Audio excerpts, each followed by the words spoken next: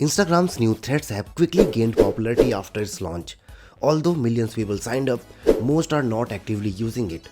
Threads is closely linked with Instagram and signing up requires an existing Instagram account.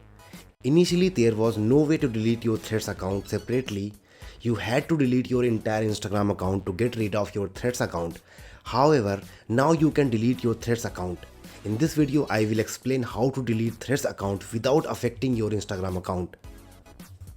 Open Threads app and tap the profile icon. Now tap here and go to account.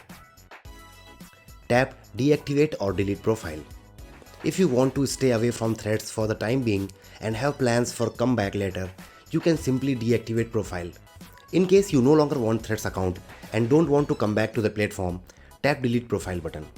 It will initiate the deletion process that takes 30 days. If you log in back to Threads account before this 30 days deadline, you will be able to cancel the deletion request.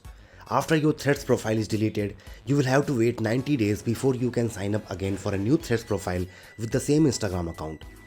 That's it for this video. I hope you enjoyed watching it. Don't forget to like and subscribe. If you still have anything to ask, leave a comment. Thanks for watching.